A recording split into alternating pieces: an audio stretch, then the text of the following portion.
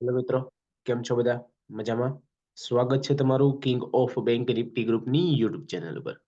Guys, આપણે જોયા હતા પહેલા નિફ્ટી અને બેંક નિફ્ટીના ઇન્ટ્રાડે લેવલ. ઓકે, શુક્રવાર માટેના. હવે આપણે જોઈશું મંગળવાર માટે, એટલે કે આવતીકાલ તારીખ 26 માટેના નિફ્ટી બેંક નિફ્ટીના ઇન્ટ્રાડે લેવલ. ઓકે ગાઈઝ, હવે પહેલા તો આપણે બેંક નિફ્ટી ચેક કરીએ કે બેંક નિફ્ટી ઓપન થયું હતું. ઓકે, લોઅર સાઈડ થોડું 22 તારીખે અહીંયા જ્યાંથી પાછું અપ ગયું હતું ત્યાંથી માર્કેટ પાછું ડાઉન આવ્યું હતું, અને ડાઉન સાઈડ જે આનો સપોર્ટ છે ત્યાં ક્લોઝિંગ આવેલું હતું. કાલે હવે જો માર્કેટ થોડુંક ગેપ અપ ઓપન થાય તો મારા ખ્યાલથી અહીંયા સેલિંગ છે. થોડું અહીંયા ઓપન થાય 47,730 આજુબાજુ, રેડી. ત્યાં કઈ બીરિશ કેન્ડલ શો કરે, અહીંયા ક્યાંય બીરિશ કેન્ડલ શો કરે, ત્યાંથી ડાઉન આવી શકે છે. આ સપોર્ટ તોડતા વધુ ડાઉન પણ જઈ શકે છે માર્કેટ.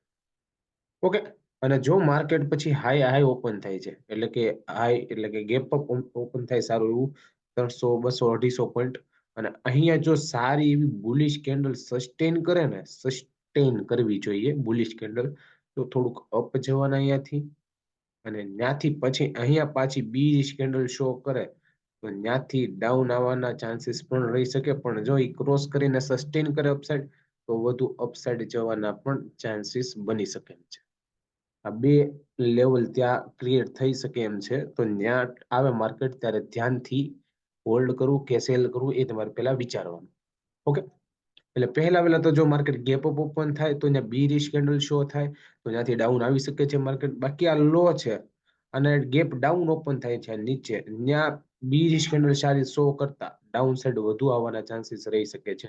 કારણ કે બેંક નિફ્ટીમાં બેંક છે એ થોડીક કોશિયસમાં છે, સો ડાઉન આવવાના થોડા ચાન્સીસ એવા બની શકે એમ છે. એટલે આ ડાઉન આવવાના, અને જો માર્કેટ વધારે ગેપ અપ ઓપન થાય અને જો અહીંયા હાઈ માર્કેટ આવે ત્યાંથી બીરિશ કેન્ડલ શો થતા પાછું અહીંયાથી સેલિંગ આવવાના ચાન્સીસ રહી શકે છે, આ બ્રેક કરતા વધુ. આ લેવલને ખાલી ધ્યાનમાં રાખવાના છે તમારે, કે ડાઉન સાઈડમાં મેં કીધું અહીંયાથી આ તોડતા અહીંયા વધુ. ઓકે, આ ડાઉન સાઈડ અને અપસાઇડ માટેના બંનેના લેવલ મેં આપી દીધા બેંક નિફ્ટી માટે ઇન્ટ્રાડે. હવે આપણે જોઈ લેશું નિફ્ટીમાં ક્યાં રીતના પોઝિશન બનશે. નિફ્ટી છે એ થોડી સારી એવી બુલિશ હતી માર્કેટમાં શુક્રવારે. આવતીકાલ મંગળવારે એટલે કે 26 તારીખે નિફ્ટીમાં શું હાલ બની શકે? પહેલા તો નિફ્ટીનો આ મેઇન અહેમ સપોર્ટ છે. ઓકે, એની નીચે બ્રેક થતા માર્કેટ અહીંયા બીરિશ કેન્ડલ શો કરે, ગેપ ડાઉન ઓપન થઈને અહીંયા બીરિશ કેન્ડલ શો કરે તો અહીંયાથી ડાઉન આવવાના ચાન્સીસ એ બ્રેક કરતા વધુ. પણ જો માર્કેટ કાલે આનો હાઈ આ છે, ઓકે, એનો હાઈ છે એ ત્યાં ક્રોસ કરે,